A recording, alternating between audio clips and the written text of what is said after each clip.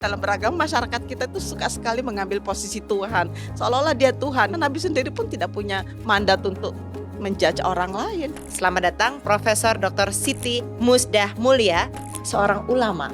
Bahkan ayat yang pertama turun itu tentang Iqra.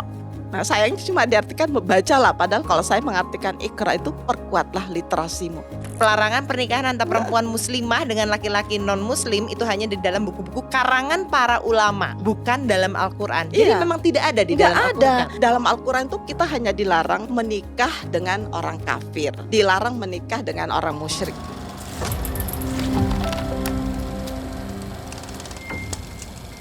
Selamat datang di Uncensored. Tunggu dulu, aku pengen manggilnya Prof atau Ibu Musdah, enaknya seperti Panggil apa? Musda aja deh lebih enak. biar kita Ibu Musdah mengalir deh ya. kalau gitu, soalnya seumuran ibuku, jadi aku manggil harus ibu. Jadi Ibu Musdah lahirnya di Bone, Sulawesi Betul. Selatan, Mhm. tanggal 3 Maret 58, berarti Pisces bintangnya Iya. ini. Kemudian anak pertama dari 6 bersaudara. Betul. 6 bersaudara. Ayah sudah almarhum, Iya. kemudian ibu Ibu masih ada masih ada di mana sekarang? di Makassar. Masih di Makassar. Iya. Jadi keluarga itu tuh gimana sih dulu tuh waktu masa kecil ayah ibu tuh seperti apa? Suasana keluarga tuh kayak gimana, Bu? Banyak orang yang nggak tahu kalau bapak saya itu seorang aktivis dari pergerakan yang dulu disebut NII ya, yang dulu ingin mendirikan negara Islam gitu ya, zamannya Kahar Muzakar. Jadi kalau sekarang orang sibuk-sibuk mau mendirikan negara Islam, buat saya sih udah beyond ya. Kemana Udah aja? udah lewat gitu loh, itu tahun-tahun 50-an ya, bapak saya itu aktivis pergerakan gitu. Jadi, tapi herannya bapak saya itu nggak pernah bercerita tentang, pentingnya. Jadi mungkin ada perubahan paradigma kali ya, karena beliau itu nggak pernah menceritakan kepada kita bahwa kita penting loh menjadi orang yang, cita-citanya itu mendirikan negara Islam, negara khilafah gitu ya. Jadi menurut saya ya kalau sekarang baru mau mendirikan, kamu kamu selama ini kemana aja?" Itu cerita bapak saya tahun 50-an loh ya, sebelum saya lahir ya. Jadi, mungkin bapak saya merasa pada akhirnya bahwa apa yang diinginkan oleh sebagian masyarakat Indonesia untuk mendirikan negara Islam itu adalah, satu hal yang utopis ya untuk Indonesia. Mmm. Karena pada akhirnya kita harus mengakui bahwa Indonesia ini adalah, hadir karena keberagaman, karena kebinekaan kita semua. Dan itu Ya. keberagaman itu apakah ditunjukkan juga ke dalam keluarga Oh, waktu iya. itu? Wah, bapak saya itu sangat tetapi yang paling berperan dalam keluarga saya itu ibu saya. Oh, Nah, ceritain ibu tuh ibu gimana saya waktu itu itu? apa, perempuan pertama yang, yang mendapatkan pendidikan di pesantren yang dari desanya itu ke pesantren itu bisa perjalanan 2 hari ya waktu itu karena transportasi yang masih sangat parah ya, tahun-tahun, 60-an. Bukan tahun 60-an, tahun 50-an ya. Jadi sebelum saya lahir, saya 58, jadi tahun-tahun 55 atau 50-an gitu, ibu saya itu sudah merupakan perempuan pertama yang, keluar dari desanya untuk belajar gitu, menuntut ilmu di sebuah pesantren dan waktu itu suatu hal yang, masih langka karena pesantren itu juga hanya menerima santri laki-laki. Dan tahu nggak nenek saya itu dibullying ya sama orang sekampung, orang sedesanya. "Oh, keberani-beraninya kok kirim anak perempuan ya keluar, untuk sekolah jauh-jauh. Apa kamu nggak takut anak perempuanmu nanti hamil?" Gitu kan. Oh, itu cerita-cerita di pedesaan kan begitu. Tahu nggak jawaban nenek saya? "Loh, itu kan anak saya, kenapa kamu yang pusing?" Dan nenek saya itu orang yang pertama loh merombak gitu tradisi bahwa perempuan itu harus bisa sekolah. Wah. Even dia harus meninggalkan kampungnya gitu, meninggalkan desanya dengan kesulitan transportasi, dengan apalagi masa-masa itu adalah masa-masa gerombolan ya, di mana aduh masih suasana security itu nggak seperti sekarang lah ya. Tapi nenek saya tuh hebat loh. Tapi kenapa saya tanya nenek saya, "Kok kenapa sampai, begitu antusias untuk menyekolahkan anak gadisnya?" Tahu nggak apa jawabannya? "Saya merasa bahwa saya ingin balas dendam karena saya sendiri dilarang sekolah oleh kakek kamu." Nah, kakek saya itu seorang ulama besar, tapi anaknya nggak boleh sekolah, Oh, tapi kakek pada saat itu masih ada? Masih hidup? udah Oh, meninggal udah udah meninggal, meninggal ya. makanya nenek bisa menyekolahkan Perempuan ibu. ya, iya. Jadi dia semacam balas dendam gitu, dia Oh. dia sendiri nggak boleh sekolah sama kakeknya, sementara saudara-saudaranya laki-laki boleh gitu. Wow, kemudian dari ibu dan bapaknya, Bu Musdah, ketika jadi anak pertama perempuan gitu Mhm ya, itu mhm. apa tuntutannya pada saat itu? Sebenarnya sih biasa saja ya, karena saya, sampai kelas 6 SD itu tinggal bersama ibu dan bapak saya, tapi setelah masuk, SMP saya dijemput oleh kakek saya, kakek dari ibu saya untuk kembali ke Makassar masuk pesantren Kan karena sempat di Bandung ya waktu itu ya? di Surabaya, Surabaya, ya. maaf, SD Surabaya, Iya, ya. jadi saya begitu tamat SD, saya dijemput ya, kata kakek saya, "Anak gadis nggak boleh besar di, ibu kota, di kota besar tanpa punya pengetahuan agama." Jadi saya bayangkan dari Jakarta dibawa ke kampung, kampung beneran ya, untuk masuk di pesantren. Pesantren masih tradisional sekali ya. Saya Mmm. ingat-ingat dulu guru-guru saya di pesantren itu bener-bener itu bahasa Indonesia pun juga susah itu, tapi yang bisa tuh bahasa Arab dan bahasa Bugis gitu ya. Mhm. Jadi waktu itu kenapa dibawa ke Jakarta? Waktu itu kan Jakarta dan Surabaya? Waktu itu kan, saya umur 3 tahun, ibu dan bapak saya pindah ke Surabaya, terus dari Surabaya pindah ke Jakarta. Nah, ketika saya tamat SD di Jakarta, saya dijemput, ya saya Mmm. dijemput pulang kampung untuk masuk pesantren. Jadi tidak tinggal sama bapak ibu Tidak lagi tidak, semenjak pesantren itu iya sampai lulus, sampai iya kuliah ya pada iya saat itu ya? iya, Dan kuliah pun ngambil pertama tuh di Universitas Muslim Indonesia, betul, ambil sarjana muda pada saat iya itu. iya. Jadi memang, waktu itu belajarnya apa ya Prof ya, Ya, kekhususannya? kalau di UMI, sebelum di UMI saya sudah kuliah di pesantren. Pesantren itu ada istilah ma'had ya, perguruan tinggi. Oh. Jadi saya ingat, kakek saya itu bilang, "Boleh kamu kuliah, tapi ingat ya, kamu hanya boleh mengambil jurusan bahasa Arab." Terus saya tanya, "Memangnya kenapa harus ngambil jurusan bahasa Arab?" Tahu nggak kata kakek saya, "Ya karena bahasa Arab itu bahasa ahli surga." Jadi kalau saya ingat-ingat sampai sekarang saya suka tertawa sendiri gitu, segitunya ya, padahal kakek saya kan seorang yang pengetahuannya ya cukup luas lah dibanding kebanyakan orang ya, Iya. tetapi masih aja gitu pikirannya, "Kalau anak perempuan kamu belajar bahasa Arab deh, supaya kira-kira supaya kamu masuk surga," kira-kira kayak gitu ya. Ya ampun, wow, Tapi oke. itu apa sih, blessing in disguise ya, Gimana tuh karena dengan blessing-nya? pengetahuan saya punya pengetahuan tentang bahasa dan sastra Arab, ya saya punya pengetahuan yang dalam tentang agama, jadi orang nggak bisa ngomong sembarangan gitu sama saya karena saya ngerti, "Kamu ngomong apa?" Gitu kan. Nggak bisa kalau misalnya kan terus terang aja saya bilang bahwa kebanyakan kita umat Islam itu memahami agama, itu hanya dari pengetahuan, apa ya, pengetahuan audio ya, denger kan dari ustadz atau dari ustazah, tapi dia jarang memahami langsung. Kalau saya kan mengkaji langsung karena punya alatnya kan. Jadi kalau ada orang yang mengartikan Al-Qur'an itu agak-agak gimana tuh saya langsung nggak bisa diem karena saya ngerti gitu kan. Itu bener-bener blessing in disguise loh buat saya, Tapi belajar. kalau Bu Musda ketika dibesarkan tuh memang berarti taat agama banget, harus sholat, Oh harus baca bener, Quran, ya tertutup gitu? tapi nggak kalau soal tertutup sih nggak, karena itu kan, soal jilbab itu kan baru menjadi wacana di Indonesia itu kan setelah revolusi Iran ya. Iya. Jadi zaman zaman saya, di pesantren dulu, para nyai saya, nyai itu istrinya istri-istri para kiai gitu ya, itu nggak terlalu ketat seperti sekarang. Bahkan saya selalu ingat ya ketika saya masih di pesantren, kalau ada acara pernikahan gitu ya, kita semua ini boleh pakai baju baju bodo kan, baju tradisi Mhm Bugis kan, ingat mhm. yang transparan gitu Ya. kan. Sekarang aja baru pakai tebel-tebel kayak gitu, zaman dulu kan yang, transparan. Itu nggak ada yang teriak-teriak porno atau apa gitu, enggak, itu bagian dari tradisi dalam kita beragama, kita juga menghargai tradisi gitu. Jadi beda sekali dengan sekarang, tiba-tiba, aduh ini apa gitu ya. Kalau dulu, bahkan, saya ingat waktu saya di pesantren, kerudung kita tuh kan yang lepas-lepas gitu, kalau ada angin terbang, dia Jadi tuh nggak masih kelihatan rambut? belum, iya, jadi kelihatan rambut. Jadi sekarang-sekarang aja baru pakai seperti ini, karena itu tuntutan, masyarakat ya. Tapi Iya. kalau misalnya untuk nilai-nilai keagamaan seperti sholat wajib, puasa Oh wajib. iya, kalau yang seperti, praktek keagamaan, saya itu tahu nggak, mulai dari pesantren, di pesantren aja kita sudah dibiasakan jam 3 itu udah bangun. Sebenarnya pendidikan itu nggak bagus juga sih untuk kesehatan ya, karena jam 3 kita sudah bangun, terus, apa ya, tadarus, kemudian nunggu salat subuh, habis salat subuh tuh sampai jam 6 kita pulang mandi, makan, masuk lagi ke kelas. Jadi pendidikan pesantren itu bener-bener 24 jam loh. Iya, Nah, dan tapi saya lesson mengalami itu. learn-nya apa dari pendidikan pesantren? Kalau buat Prof melihat ke belakang saat ini, apa yang kayak nilai yang masih Disiplin aja kalau saya sih, disiplin ya? disiplin betul-betul kita mengajarkan kita satu kebiasaan bahwa nggak boleh ada waktu yang terbuang begitu, ya. Ya harus ada aktivitas yang bermakna yang harus kita lakukan di sepanjang waktu itu. Jadi sebenarnya itu, ya ada positifnya juga sih orang diajarkan bangun jam 3 udah gitu harus ngaji, harus tadarusan, harus sampai jam 6 pulang mandi, udah mandi kita sarapan sebentar ya, udah gitu kembali lagi ke kelas kan. Jadi, kelas itu, namanya sanawiyah, setingkat SMP. Nah, tamat SMP masuk ke Alia. Alia itu setingkat SMA. Nah, sudah itu baru ada Ma'had Ali, itu namanya setingkat perguruan tinggi ya. Saya melalui semua jenjang itu.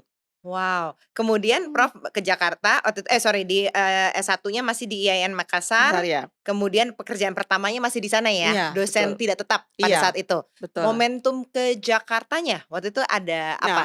nah yang ke Jakarta itu, eee, suami saya dosen ya, saya waktu itu, peneliti, jadi saya memilih untuk menjadi peneliti ya. Jadi saya, kebetulan terbuka kesempatan untuk, S2 bagi para dosen. Nah, suami saya lalu terpilih, luluslah gitu, karena itu harus melalui sebuah tes ya untuk masuk di Pascasarjana UIN Jakarta. Nah, ketika suami saya pindah ke Jakarta, saya pikir, "Saya ngapain di Makassar?" Gitu kan. Jadi saya kebetulan diminta oleh, kepala badan litbang untuk pindah ke Jakarta. Jadi saya pindah ke Jakarta itu awalnya ya karena diminta jadi tugas peneliti, pindah ke Jakarta gitu.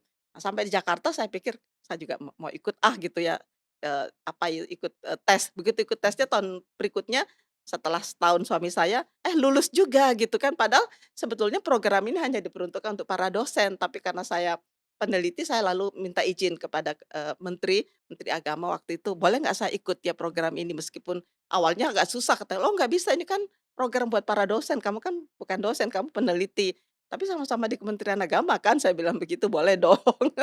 Siapa waktu itu menterinya, Bu? Menterinya waktu itu Pak Munawir Syazali. Oh, ini tahun 90-an ya berarti ya? Tahun 90-an dan beliau itu nanti yang jadi, jadi apa namanya, promotor saya, promotor disertasi saya. Oh, wah, tunggu jadi sebelum sebelum kalau gitu sebelum ke Kemenak nih, ketemu suami Profesor Ahmad Tibraya. Profesor Ahmad ketemu berarti di Makassar? Iya, Ini satu angkatan? enggak, dia duluan duluan juga dari kakak tingkat Oh, saya sih ya sebetulnya. Tapi oke. sama-sama ketika ketemunya itu bukan ketika mahasiswa, tapi setelah jadi sama-sama dosen tidak tetap istilahnya kan ya. Jadi sesama akademisi lah. Iya begitu, Heeh, jadi heeh. dia begitu ke Prof. Ahmad ketemu Bu Musdah, itu sudah Ibu Musdah sudah berkarir Iya, pada saat itu? saya itu mengajar ya, eee, saya tingkat dulu kan namanya tingkat ya belum Ya. semester ya, jadi 1 tahun baru kita naik tingkat 2. Saya tingkat 2 itu udah ngajar loh.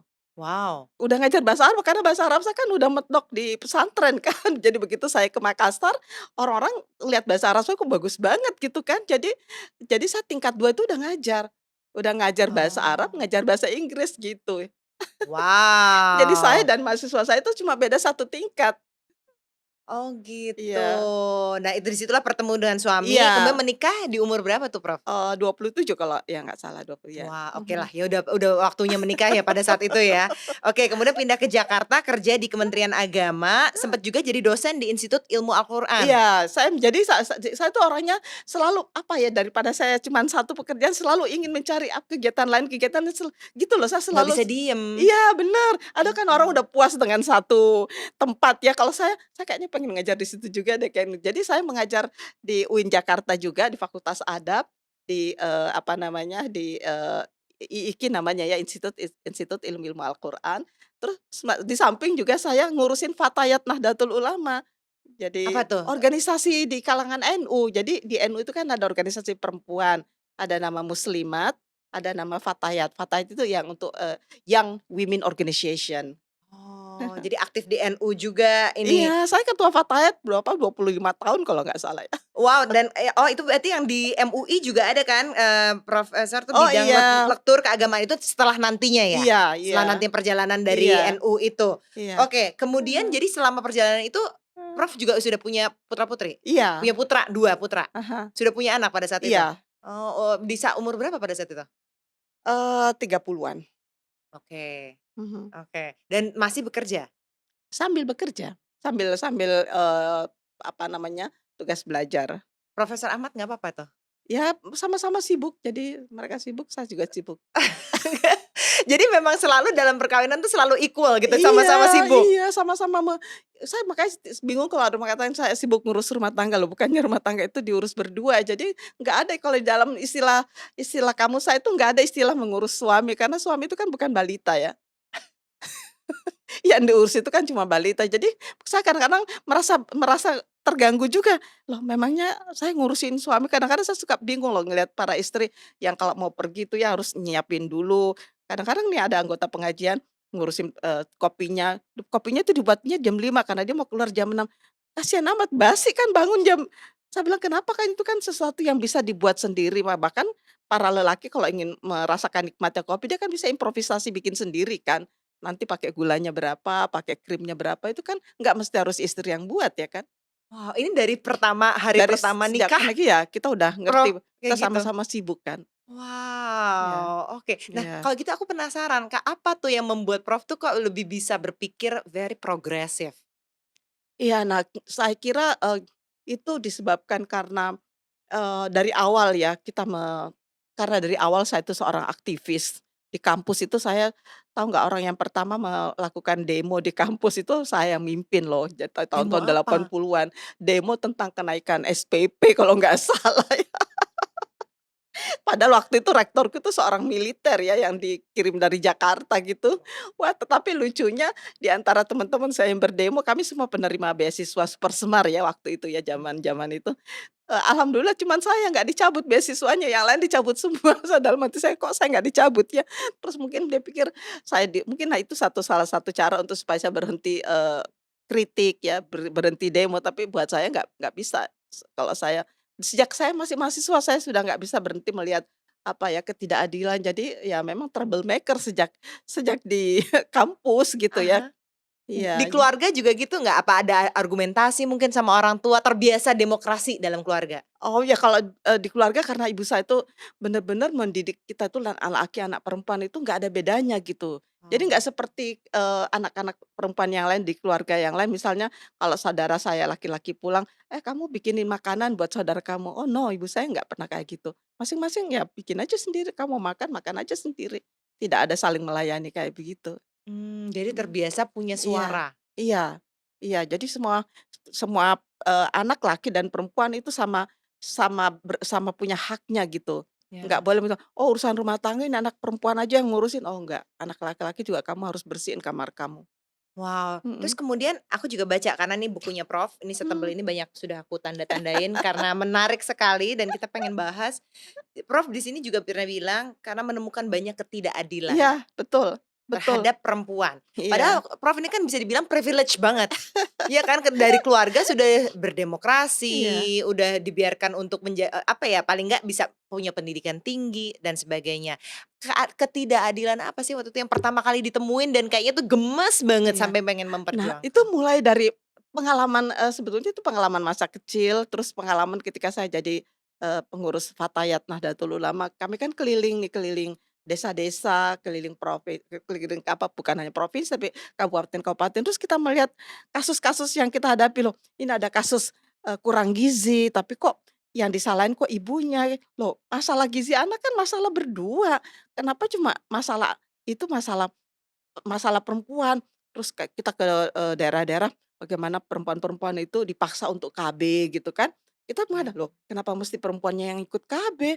Padahal perempuan karena organ-organ reproduksi itu ada di dalam, berbeda kan dengan laki-laki, organ-organ reproduksi perempuan itu ada di bagian dalam, itu kan rumit dan itu bentuk kontrasepsi apapun yang digunakan perempuan, itu pasti bermasalah dengan tubuhnya. Nah pertanyaannya kenapa bukan laki-laki yang pakai kontrasepsi? Itu kan lebih mudah, karena organ-organ reproduksi laki-laki kan ada di luar. Saya tuh kadang pikir kenapa kok semuanya kok serba perempuan yang menjadi objek gitu ya, objek pembangunan lah, objek hukum lah, ya objek seksual juga dalam kehidupan bersama. Nah itu semuanya tuh membangkitkan membangkitkan pertanyaan-pertanyaan, tapi itu baru terjawab setelah saya ikut program S2.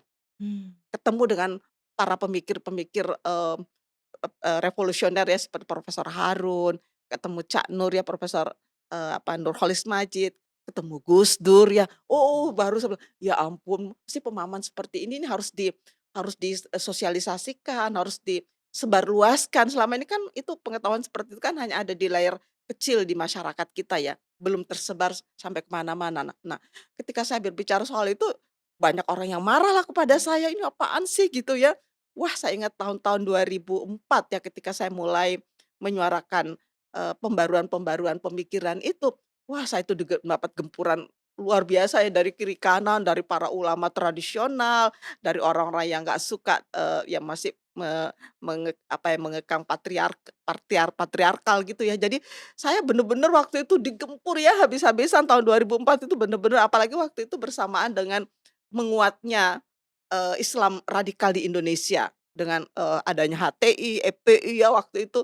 Tapi sekarang alhamdulillah sih masyarakat sudah mulai apa ya, menurut saya sudah mulai, bisa menerima ya dan sudah mulai ada perubahan meskipun perubahannya itu belum, buat saya ini belum berkembang secara signifikan ya.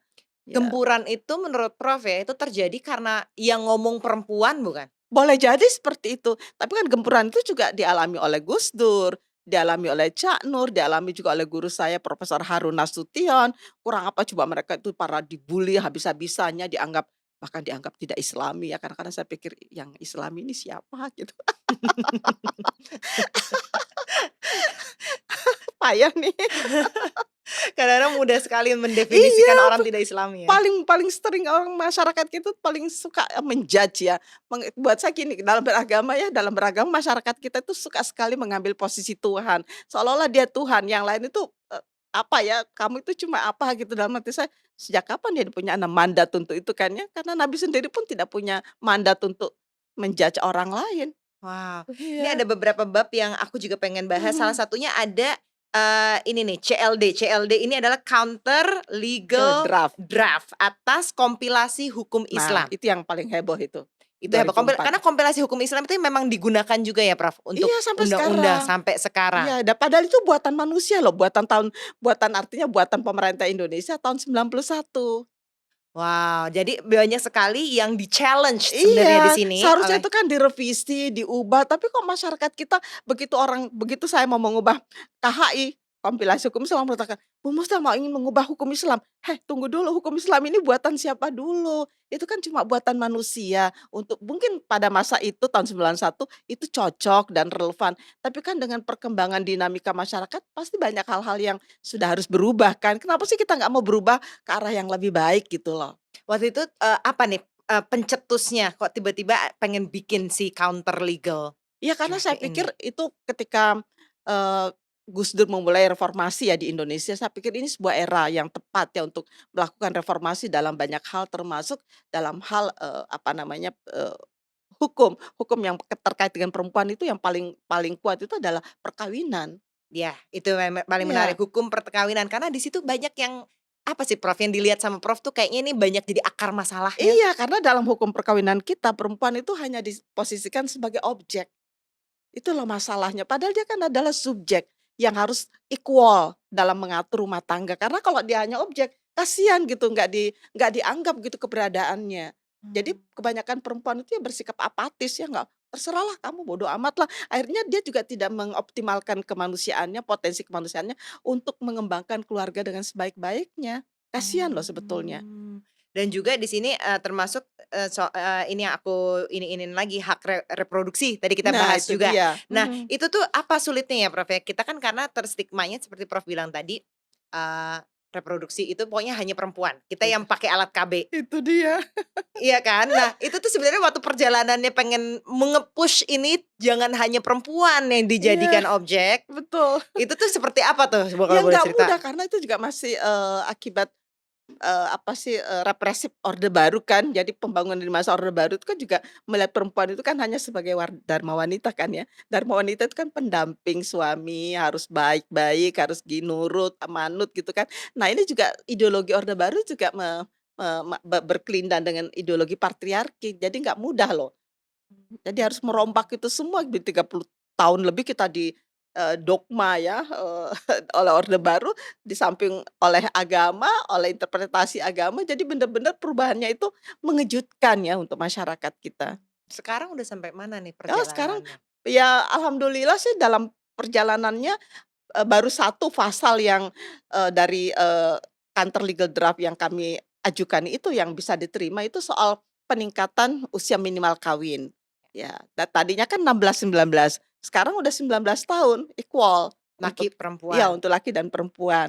Itu Mhm. kan paling tidak itu sudah lumayan lah ya supaya tidak terjadi perkawinan anak. Perkawinan anak kan salah satu masalah yang sangat krusial dalam masyarakat. dan itu akar dari berbagai problem sosial seperti KDRT, perceraian, kemiskinan, ya kan, dalam masyarakat. Ya Mhm. alhamdulillah peningkatan usia minimal menikah ini juga salah satu cara untuk bagaimana menyelamatkan anak-anak perempuan dari perkawinan yang tidak dikehendaki gitu kan. Ya. Mhm. Ada juga soal poligami. Nah itu dia, biasanya kan yang kawin itu kan perkawinan anak itu dengan laki-laki yang sudah berumur, bahkan seusia kakeknya ya biasanya. Aduh, itu sebenarnya gimana sih Prof, poligami itu kan sekarang berkaitan erat dengan agama ya, kalau selalu kaitannya dengan Selalu agama. dianggap itu bagian dari ajaran agama. Heeh, karena Padahal Nabi boleh gitu, selalu kan gitu. orang nggak pernah membaca sejarah dengan baik ya, karena kalau kita baca sejarah, Nabi Muhammad itu kan menikah umur 25 tahun dengan seorang perempuan kaya, powerful. Saya kadang-kadang punya pandangan begini nih ya, kenapa umat Islam itu kok tidak terinspirasi dengan sunnah Rasulullah? Bahwa Nabi itu menikah dengan perempuan yang sangat powerful. Orang bayangkan kekayaannya Khadijah itu hampir sepertiga dari kekayaan, eee, yang ada di kota Makkah itu. Itu milik propertinya Khadijah. Dia orang yang sangat powerful, orang yang sangat, berdedikasi dan punya, apa ya, punya, kemampuan yang luar biasa. Pertanyaannya kenapa Nabi kok nggak menikah dengan orang yang biasa-biasa saja, orangnya katakanlah orang yang bodoh, tidak punya apa-apa gitu kan. Kenapa? Itu kan contoh, ini kan mestinya menjadi inspirasi buat kita semua. Kawinlah dengan perempuan yang dewasa, yang punya kemampuan, ya sehingga dia juga bisa, apa ya, bisa eee, apa, eee berperan secara maksimal dalam mengembangkan keluarga, dalam mengembangkan masyarakat. Tapi paling tidak buat saya pesan moral Islam adalah perempuan itu diharapkan ya punya kemampuan sama dengan laki-laki. Ini loh yang nggak Mmm. ditangkap dalam ajaran Islam. Nah, poligami itu terjadi setelah setelah masa perkawinan Nabi dengan Khadijah itu 28 tahun loh, orang ini nggak banyak tahu. Tahu nggak setelah Khadijah wafat, Nabi itu masih, menduda selama 3 tahun. Dan ini hampir nggak pernah muncul dalam cerita maupun dalam tulisan sejarah belakangan. Tapi saya kan membaca sejarah-sejarah yang otoritatif, gara-gara saya bisa bahasa Arab kan. Mhm, iya gitu. Itu dia kan. Nah itu dah, ternyata setelah Nabi itu menduda 3 tahun, nah Nabi dihadapkan pada masa peperangan selama 8 tahun. Nah di masa itulah Nabi menikah dengan 19 orang. Dan perkawinan Nabi itu sebenarnya hanya menyelamatkan istri-istri dari para, panglima perang. Karena kalau mereka dikembalikan kepada sukunya, dia pasti akan menjadi budak atau menjadi tawanan perang. Ya karena masih suasana pada masa itu masih suasana perbudakan, di mana orang kalau kalah perang menjadi budak gitu kan. Jadi Nabi menyelamatkan mereka-mereka itu, dan ini yang nggak pernah ditangkap dalam, pembicaraan tentang poligami. Mhm, dan sampai sekarang pun juga Ya, masih ya. berkutat pada bahwa itu diperbolehkan Nah oleh itu Islam. dia, bukan soal diperbolehkan, tapi soal kenapa itu diperbolehkan kan tidak dipertanyakan lebih jauh. Jadi kalau bicara tentang, poligami, itu harus pembicaraan dalam satu tarikan nafas dengan pembicaraan tentang, eee, perlindungan terhadap anak-anak yatim dan perlindungan terhadap para janda yang, harus dipikirkan ya gitu. Mhm. Jadi jangan jadikan Nah pembenaran. itu dia. Tapi takutnya juga gini nih Prof, aku mikirnya, oh harus menikahi wanita kaya gitu, wanita yang lebih tua, wanita kaya, akhirnya jadi itu, jadi kita bilangnya boy toy. Maunya maunya enaknya doang gitu, jadi dia nggak kerja tapi cari aja cewek yang kaya gitu, yang lebih tua, kan juga nggak bener juga kalau Ya kayak gitu. pastinya nggak benar juga karena kehidupan Nabi kan tidak seperti itu. Anda berperang melawan siapa gitu saat ini kan ya gitu Prof. Nah ini juga yang menarik banget aku baca dan ini aku, senang banget ada yang bisa membahas ini Prof.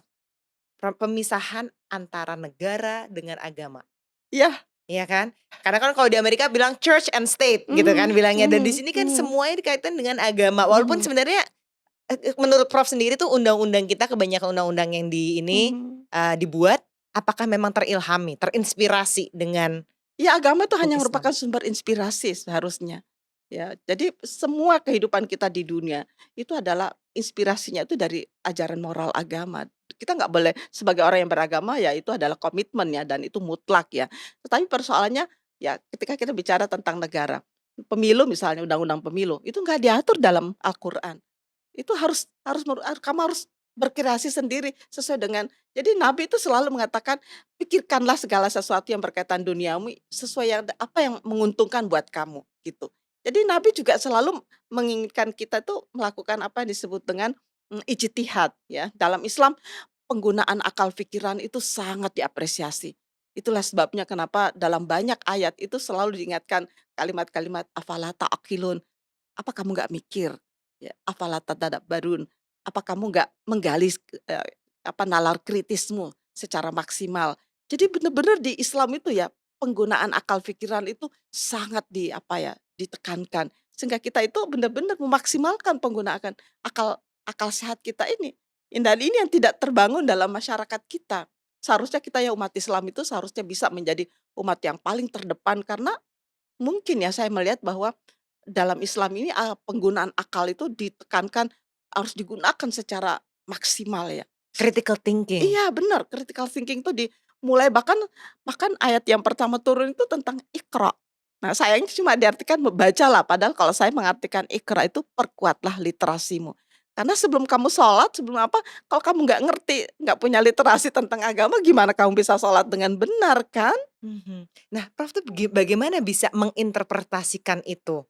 Ya, itu karena karena, membaca me memba bany apa, membaca, saya tuh selalu mikir, "Ini apa maksud Tuhan dengan ayat-ayat ini? Kenapa Tuhan kok memulai kalimatnya itu dengan Iqra? Kenapa enggak perintah-perintah yang lain?" Gitu, kenapa bukan itu ya? Nah, akhirnya apa, bahwa kalau orang punya literasi, orang itu paling tidak akan tercegah dari hal-hal yang, hal-hal yang membuat dia celaka lah, kira-kira begitu. Karena itu literasi itu penting loh. Sementara kita tuh kondisinya tuh ada di situ lemahnya ya kan. Dan terkadang yang sudah memberikan literasi itu sudah memiliki pemikiran sendiri, yang akhirnya kita percaya itu Nah itu pemikirannya. dia, mesti kan saya selalu mengajarkan kepada mahasiswa saya, "Kamu jangan percaya begitu saja terhadap apapun yang disampaikan termasuk oleh saya, tapi kamu harus mikir bener nggak sih?" Ya, jadi selalu ada kritis gitu, bener nggak sih? Karena kalau kamu percaya begitu saja, otakmu kan nggak jalan, kamu cuma menghafal. Nah, Mhm. sayang kan? Padahal kamu sudah diberikan otak untuk, kamu gunakan secara maksimal dan setiap penggunaan akal ya dalam Islam itu mendapatkan pahala, ini loh hebatnya. Jadi jangan jangan jangan bosan atau jangan takut karena kalau dalam Islam, kalau kamu berijtihad, ya tentu saja dalam berijtihad itu kita, eee, tujuannya pasti nawaitunya harus benar ya, bukan untuk popularitas, bukan untuk mencari, hal-hal yang bertentangan dengan agama tentunya. Nah, kalau kamu melakukan ijtihad, eee, kalau ijtihad itu benar, kamu dapat 2 pahala. Nah, kalaupun itu salah, tetap kamu dapat 1 pahala karena kamu telah menggunakan, ya, Mmm. nalar kritismu secara maksimal. Nah, itu kan hebatnya Islam kan begitu, Nah, tidak ada yang sia-sia gitu. dan aku tuh ngeliatnya gini tapi Prof ya, banyak kayak undang-undang kayak kemarin deh penghapusan kekerasan seksual misalnya, KUHP yang Mhm. kemarin juga rame itu.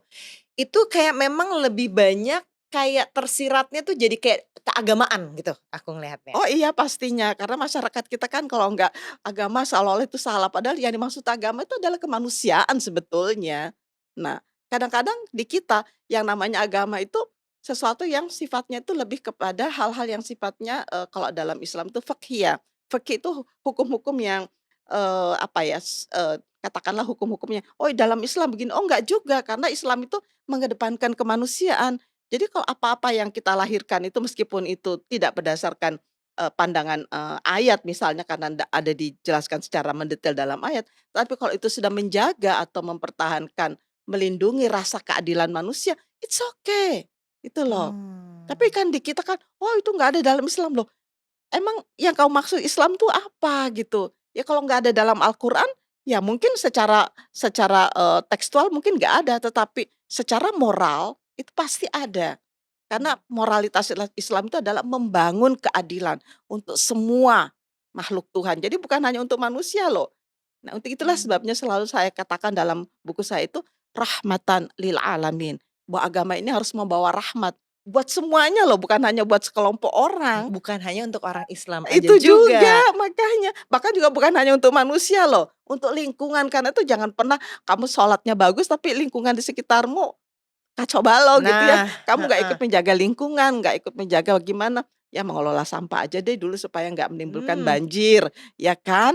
Nah itu, Mhm. jadi buat saya nggak bisa kamu mengatakan kamu beragama, tapi kamu abai terhadap masalah lingkungan, terhadap masalah penderitaan orang lain, kamu abai, tetanggamu mengalami KDRT itu bukan urusan saya, lo nggak bisa kayak gitu, itu juga urusanmu sebagai manusia. Bener. Nah, Sholatnya rajin, begitu azan udah langsung ke musola, tapi kalau ngerokok buangnya sembarangan. betul kan? Kucing ditendang-tendangin.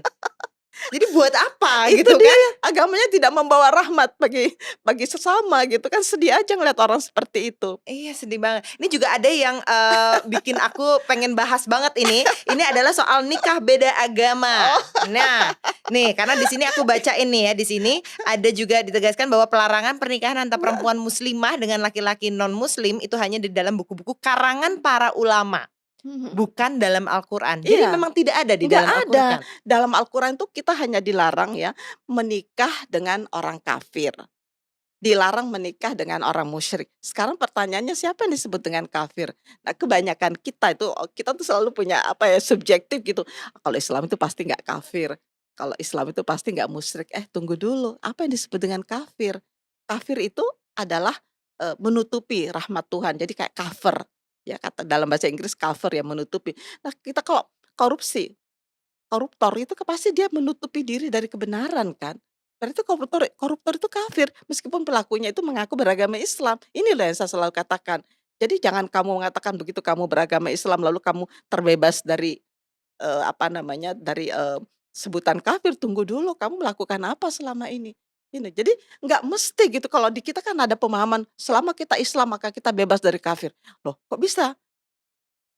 Nggak ada jaminan kalau kamu beragama Islam lalu kamu bebas dari kafir, belum tentu. Karena kafir itu definisinya sangat luas.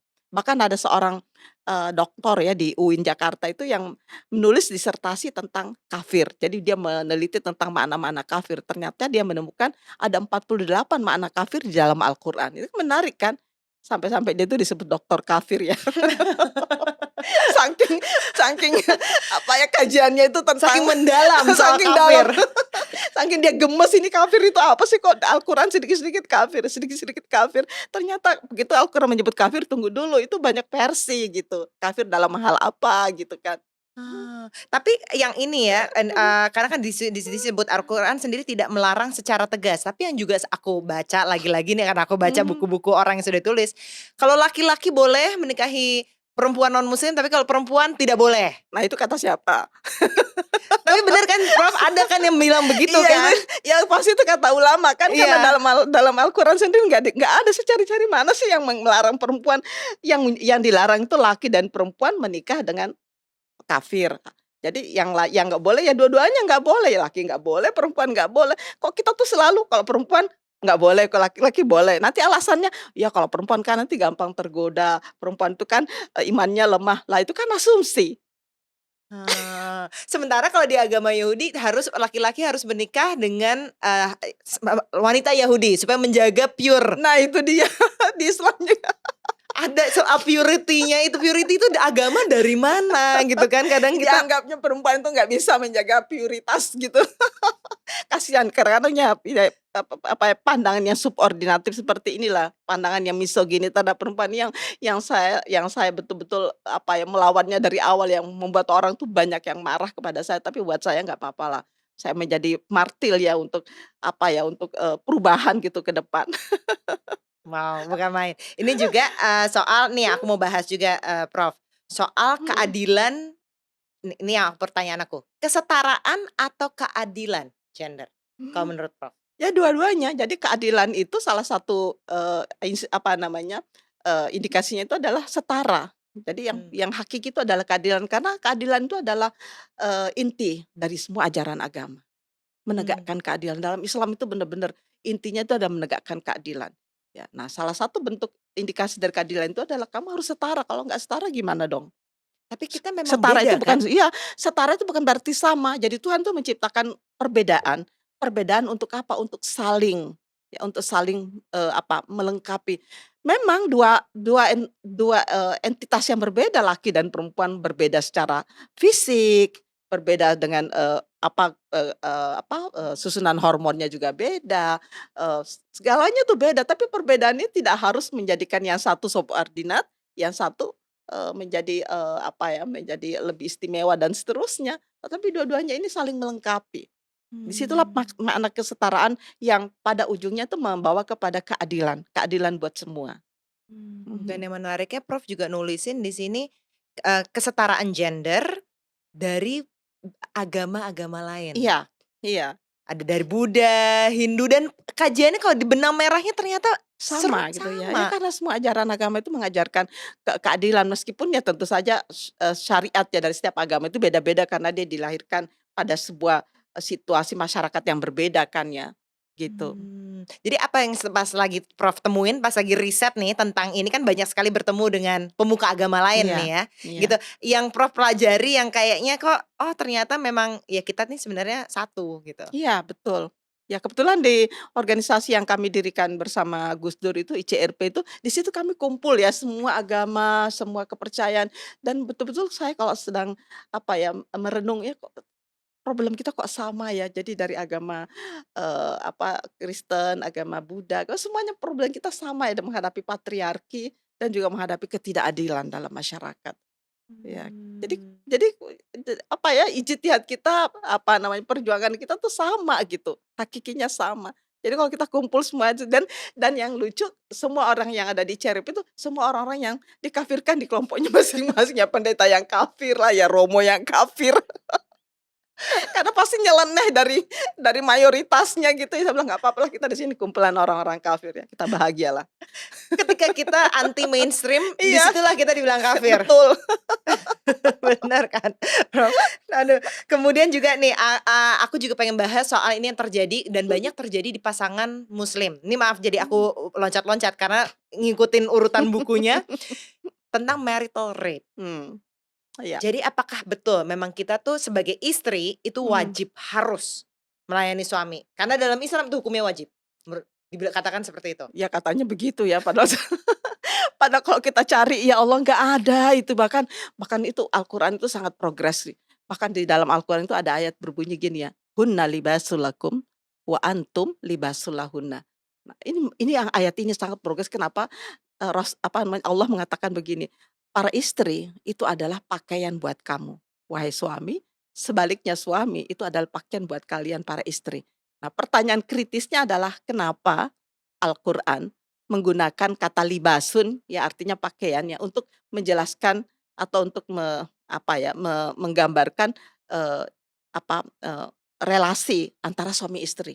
Nah, kenapa pakaian? Bahwa suami pakaian istri, istri adalah pakaian bagi suami. Ini pertanyaan kan hanya bisa dijawab secara sosiologis.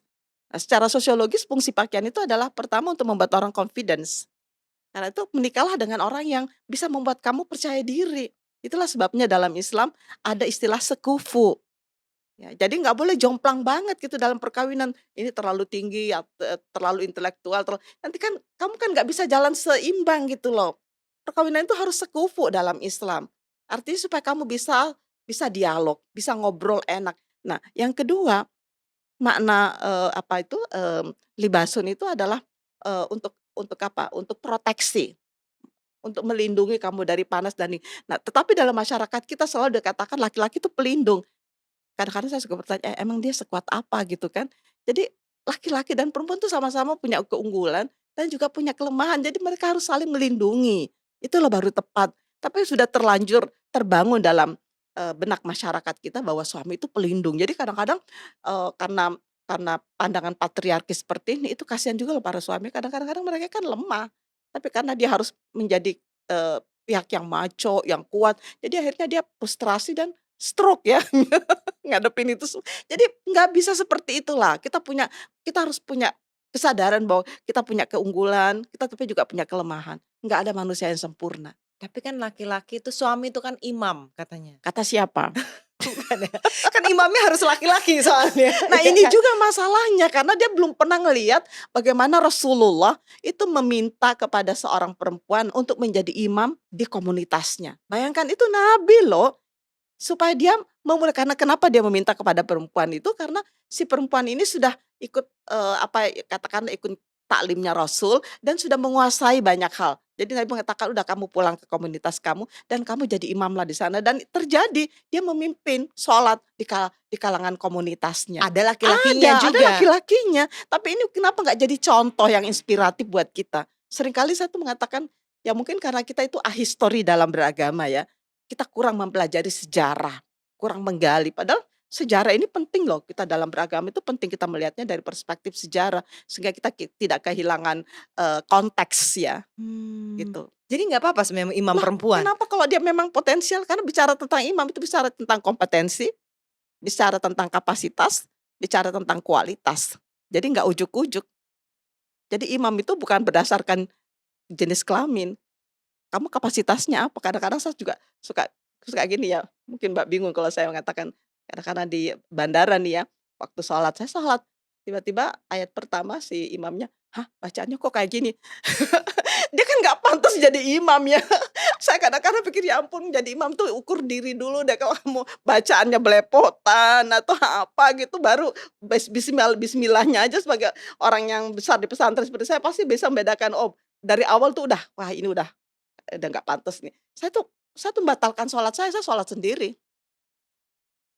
Daripada saya ikut dia yang nggak kompeten, nggak punya kapasitas, nggak mungkin dong saya akan berimam kepada orang seperti itu, ya kan?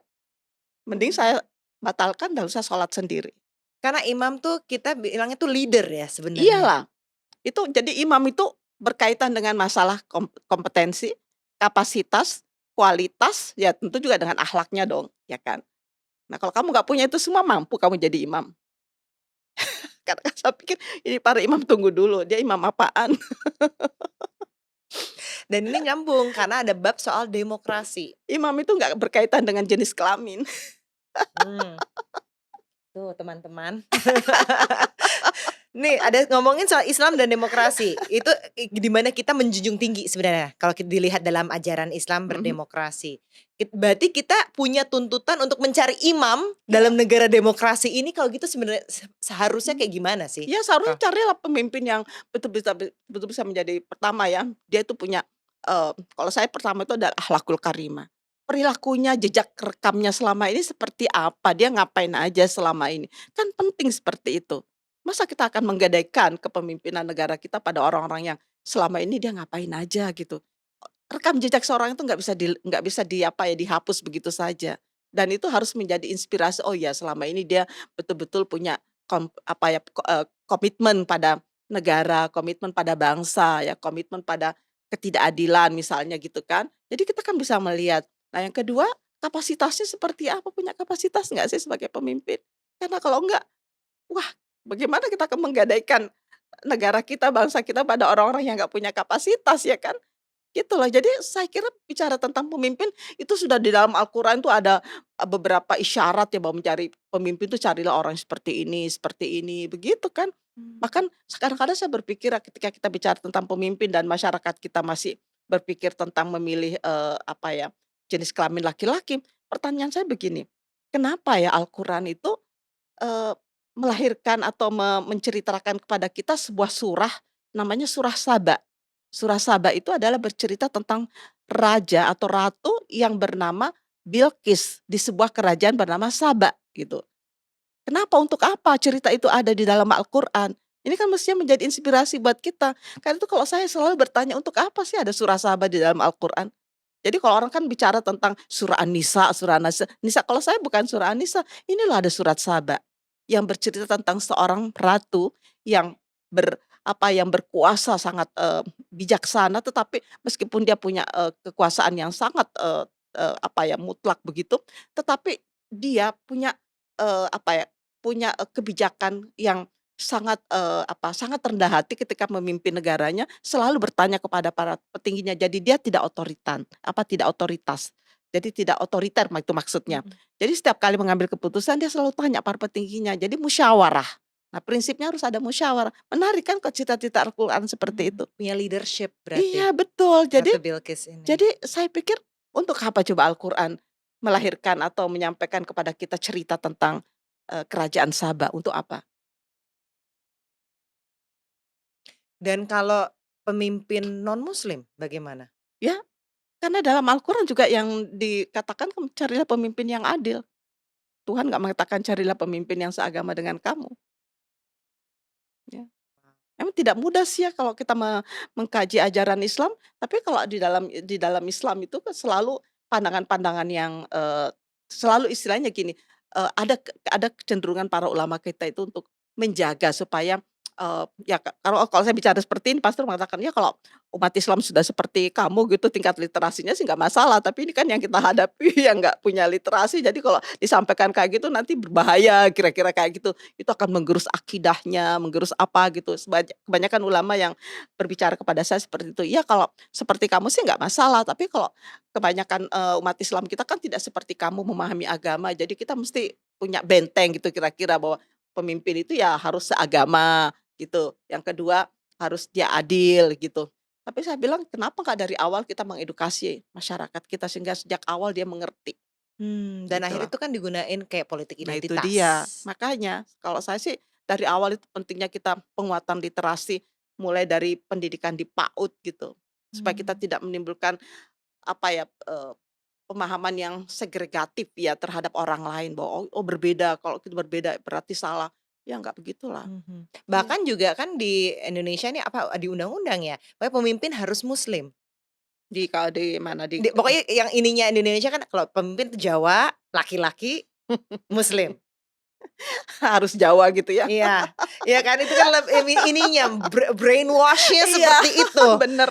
iya kan? Padahal kita punya banyak suku ya, kasihan padahal boleh jadi orang dari Papua bisa lebih memimpin kita ya kan, kita kan karena kita selalu punya apa ya, punya, mmm, ya seperti itu tadi brainwashing, jadi pandangan yang, mmm, apa sih istilahnya, misogini terhadap orang lain gitu kan ya. Ya seperti itu, jadi kadang-kadang saya pikir sayang gitu kan. Ya. Sayang kenapa tidak dikembangkan dari sejak awal bahwa siapapun bisa menjadi pemimpin sepanjang punya syarat-syarat satu 2 gitu kan kan lebih lebih apa ya, mengajak bangsa kita itu dari awal terbuka pikirannya. Mmm, Mhm, aku pengen bahas soal kaum marginal, terutama kalau kita di konteksnya Indonesia nih lebih kepada isu LGBT. mhm. Prof, berpandangan Prof seperti apa dan kaitannya kalau di ajaran agama Islam tuh seperti apa sih kita melihatnya? Ya kalau secara apa ya, pandangan umum terhadap LGBT ya pasti itu dosa, itu salah, itu apa, pokoknya mereka itu bukan manusia. Tapi mari deh kita berpikir secara waras ya, karena bagaimanapun juga sepanjang dia manusia, kita harus berempati kepada mereka. Soal dosa, katakanlah banyak orang yang punya, suudzon gitu ya, mereka itu adalah kelompok yang berdosa. Emang kalau berdosa itu apa, kamu yang nanggung dosanya? Kita kan tidak dalam Islam kan tidak ada saling menanggung dosa kan, dan dosa itu nggak menular kan. Jadi apa masalahnya? Mestinya kita tuh harus punya empati yang lebih dalam tuh terhadap kelompok-kelompok minoritas, terhadap kelompok-kelompok rentan dan ini yang kemarin saya bicara tentang kelompok disabilitas ya di, Kemenkumham, disabilitas psikososial ini mereka ini adalah kelompok yang bukan hanya mengalami diskriminasi tapi juga mengalami bullying, stigma berlapis dalam masyarakat kita. Nah, seharusnya agama itu mengajarkan kepada kita empati terhadap kelompok-kelompok rentan, justru terhadap mereka inilah kita harus berempati. Kita nggak usah Mhm. ngurusin dosa orang, tapi sebagai manusia, dia kan warga negara penuh, dia patut dong mendapatkan hak-haknya sebagai warga negara, nggak boleh mendapatkan diskriminasi untuk alasan apapun. Ini loh, tapi Mmm. pandangan keislaman seperti yang saya kemukakan ini nggak banyak dipahami di masyarakat kita, lalu saya dianggap sebagai orang yang pro LGBT, berarti kalau pro LGBT berarti murtad ya, sesat ya, dalam hati saya Kafir. terserah deh, Mhm. pokoknya tapi bagi saya sepanjang dia manusia, Islam apa, menuntun menuntun kita untuk apa, bersikap rahmat. Jadi rahmatan lil alamin itu adalah untuk semua, bahkan untuk binatang ya, sekalipun, Mhm. apalagi dia manusia. Kita Mhm. nggak dalam Islam kita tidak diajarkan untuk men-judge orang lain karena dosanya, karena kita bukan Tuhan. Mhm. Cukup Tuhan, karena kita juga belum tentu dosa-dosa kita emang kamu nggak punya dosa. Jadi bagus loh ketika kalau dalam, versi, Nabi Isa alaihissalam ya dalam versi Islam, ketika ada seorang yang mau dirajam, Nabi Isa kan mengatakan, "Ya silahkan orang yang tidak merasa berdosa merajamnya pertama." Pas bingung kan siapa nih yang karena semua orang merasa ada punya dosa kan. Jadi kita jangan deh men-judge orang lain karena itu bukan wilayah kita. Ya. Ya kita Dan di hanya kitab suci sendiri tuh di Al-Quran tuh emang ada nggak sih Prof bilang emang ya perempuan harus sama laki-laki, mmm, laki-laki harus sama nggak perempuan? ada. Oh. Iya, nggak ada. Jadi kalau ada dalam Islam tuh kata-kata zauj. kata-kata yang menarik loh kalau karena saya itu dari bahasa Arab ya. Kata zauj itu dalam dalam Al-Quran itu bisa laki bisa perempuan loh. Ini menarik tapi kalau Oh, dikembangkan ini di luar, wah bisa ngamuk deh semua orang. karena kita udah terbiasa dengan stigma yang Iya. sudah ada. Iya, bahwa perkawinan itu harus laki dan perempuan, it's okay buat saya, it's okay karena saya juga, menganut seperti itu ya. Mhm. Jadi buat saya ya mungkin tidak bisa ini dijelaskan secara, begitu saja di masyarakat sebelum edukasi masyarakat kita itu literasinya itu cukup untuk menerima ini, karena itu juga akan menimbulkan, apa ya, confuse gitu. Karena Ya. itu bagi saya peningkatan literasi keagamaan umat ini penting dilakukan. Sebelum mereka itu diajarkan tentang kemanusiaan, tentang prinsip kebangsaan, ya tentang prinsip ya, apa namanya, pluralisme dan kebinekaan begitu. Bukannya justru harusnya paralel, biar saling mengisi. Jadi keagamaan dan juga kemanusiaan harusnya Iya berjalan bersama. seharusnya seharusnya mulai dari PAUD diajarkan ya. Nah ini Mhm. penguatan ini harus dimulai karena kalau enggak kita akan melihat persoalan-persoalan ini ya menjadi letupan-letupan yang menimbulkan konflik. Dan itu apalagi kalau sudah masa-masa politik gini, wah itu akan digoreng sana sini dan menjadilah, apa ya, permasalahan yang nggak ada habisnya dan itu menghabiskan energi kita aja gitu loh. Benar, Karena paling enggak agree to disagree lah, paling nggak iya sampai di titik itu dulu aja. iya, pokoknya paling tidak kalau saya janganlah menghakimi sesama. Karena yang boleh menghakimi itu hanya Tuhan yang Maha Pencipta ya, ya kan? Karena Dialah penciptanya, Dialah yang menghakimi siapa yang benar di antara kita dan itu ada ayatnya. Nggak usah, karena pada akhirnya semua perselisihan di antara kita itu akan dibuka oleh Allah, tapi kapan di akhirat nanti, jadi tunggu aja. Mhm, jangan bikin akhirat sendiri di dunia ini. Aku pengen bahas soal jilbab dan hijab karena ini juga ada ininya nih, pembahasannya soal itu. Prof, kalau kalau Prof sendiri mulai berhijab tuh kapan? Ya karena saya kan dari pesantren ya, jadi Aha, dari pesantren meskipun bentuknya itu berubah-ubah. Jadi waktu saya masih, di tingkat sanawiyah, sanawiyah itu setingkat SMP, ya seperti yang saya katakan tadi cuman, apa namanya, kain, segi empat kerudung. lepas, ya nggak pakai kadang-kadang nggak pakai peniti apa, diiket-iket aja kalau angin kencang ya dia terbang ke mana-mana ya. Mmm. Nah, dan itu bukan hanya saya yang pakai, guru-guru saya juga sama seperti itu. Pertanyaannya, apa guru-guru saya waktu itu kurang beriman ya? Ya emang begitu kalau lihat foto-foto saya sekarang yang di pesantren, ya emang begitu. Mau bilang apa? Ya memang emang emang, apa, itu kan sebuah passion ya, jadi mungkin waktu itu passion-nya seperti itu ya. Oh, Iya. dan akhirnya terus dari, SMP itu berarti terus Iya, lanjut? nggak pernah buka sampai sekarang. Karena di kita Oh, kan besar di pesantren ya, jadi, ya mau bilang apa ya, itu sebuah tradisi lah. ibu dan nenek juga? Dulu? Ya ibu dan nenek, seperti halnya orang-orang, suku-suku lainnya di Bugis juga seperti itu kalau di rumah ya nggak pakai apa-apa, pakai kebaya kan, kebaya Ya, yang terbuka sampai kelihatan belahannya gitu kan biasa kan. ya. Jadi orang-orang dulu pakai kebaya ya bukan itu berarti porno, sekarang aja baru agak tertutup gitu kan. Zaman dulu sih nenek saya, ibu saya pakai kebaya ya memang begitu bentuknya, pakai kerudung gitu ya. Dan Prof berarti sekarang melihat fenomena hijrah kayak gimana? Ya, yang kalau saya namanya hijrah itu adalah berpindah dari, hal-hal yang tidak berguna, tidak efektif tuh kepada hal-hal yang berguna dan efektif. Ya apapun itu. Jadi bukan berarti tiba-tiba pindah dari tidak berjilbab menjadi berjilbab, loh kok ini aneh kok, itu kan yang dimaksud dengan hijrah. Bukan itu, jadi hijrah itu lebih esensinya kepada perilaku. Perilaku yang, men-judge orang lain, perilaku yang diskriminatif, kepada perilaku yang mengapresiasi orang lain, perilaku yang mengapresiasi dan tidak bersikap, apa, diskriminatif terhadap orang lain, itu adalah hijrah kalau buat saya. Jadi tidak hanya casing-nya aja. Iya, bukan pada busana sebetulnya. Karena itu jangan pernah ya, kalau saya selalu mengajak orang lain untuk tidak menilai orang lain itu dari, apa, busananya, karena kamu akan kecewa nanti. Karena busana itu tidak mencerminkan apa-apa. Jangan kamu mandang kesalehan seseorang itu dari busananya. Itu salah besar karena Rasulullah juga tidak mengajarkan seperti itu. Jadi yang harus dihijrahkan duluan tuh berarti apanya? Akhlakul karimah, perilaku. Perilaku itu kan luas spektrumnya ya. Cara kita mengapresiasi orang lain, dari, ucapan-ucapan kita, apakah ucapan-ucapanmu itu mengganggu orang lain ya, menstigma orang lain, perilakumu ya jadi, akhlakul karimah itu mencakup ucapan, perbuatan, statement. dan seluruh apa ya, sikap dalam hidup kita. Iya.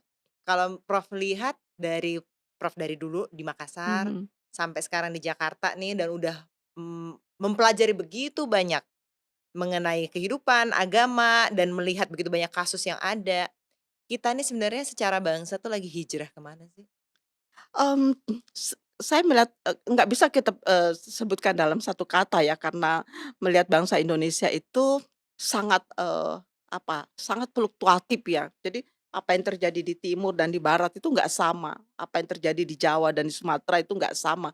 Jadi kita nggak bisa menggeneralisir dalam sebuah, kalimat yang pendek, tetapi buat saya dalam beberapa hal ada yang progres, yang menuju kepada apa, Islam yang kafah kalau dalam perspektif Islam ya. Tapi dalam beberapa hal itu mundur. Ada kelompok-kelompok yang semakin dia merasa beragama, tapi kelihatannya kok hilang rasa kemanusiaannya. Jadi beragama tapi kok nggak manusiawi begitu ya dalam hati saya. Ini yang hilangnya dalam masyarakat kita. Mmm, Mmm. mhm. Dan kelihatannya nih kalau misalnya Prof dengan apa yang Prof lakukan, tulisan-tulisan pandangan Prof, itu apa yang pengen dikontribusikan? Ya saya ya sebagai seorang scholar, saya punya tanggung jawab ya secara moral untuk, mengedukasi masyarakat ya. Karena itu bagian dari tanggung jawab sebagai seorang scholar kan. Apa gunanya saya sekolah tinggi-tinggi tapi saya lalu diem aja gitu ya. Jadi tanggung jawab moral saya untuk mengedukasi masyarakat. Jadi saya ingin menyampaikan pengetahuan yang benar ya sesuai dengan apa yang saya pahami.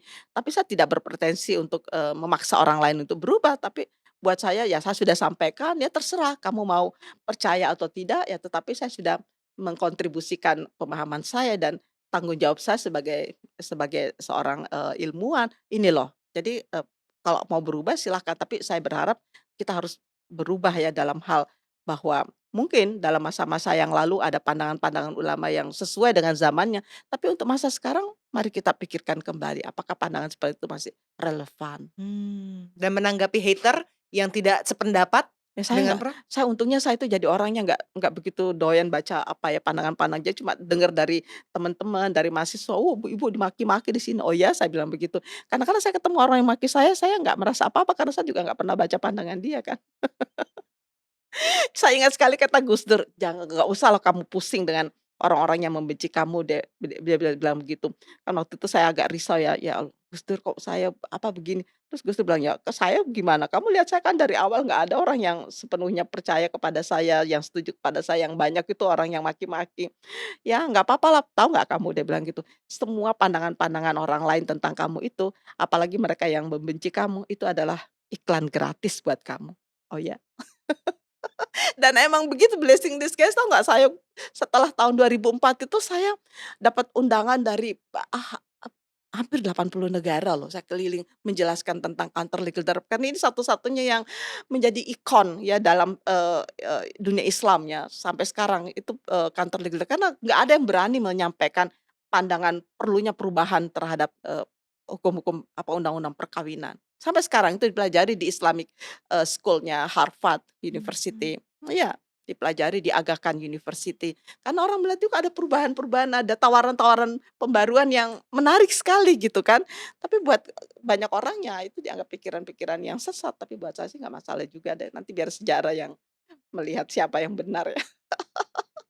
Tapi Prof, kalau aku bisa ngelihat dari baca tulisan Prof aja dan ngobrol nih sama Prof, kalau Islam tuh benar-benar agama damai. Harusnya kan ada dari kata salam. Islam Iya. Islam itu kan dari kata assalam, assalam itu shalom ya, artinya damai. Jadi kalau kamu mengaku sebagai Islam yang benar tentunya kamu selalu berpihak pada upaya-upaya merajut damai ya. Dan cinta, Iya agama betul, iya cinta. betul, agama itu harusnya diawali dengan rasa cinta. Ya itu seperti yang disampaikan oleh, Ibnul Arabi dan Rumi ya terutama, Ya. bahwa agama itu intinya adalah cinta. Jadi kalau kamu sudah mencintai segala sesuatu ya kamu sudah lupa pada yang lain. Karena intinya itu memang pada cinta. Kamu kalau menyembah Tuhan hanya karena takut nerakanya itu kan sayang ya.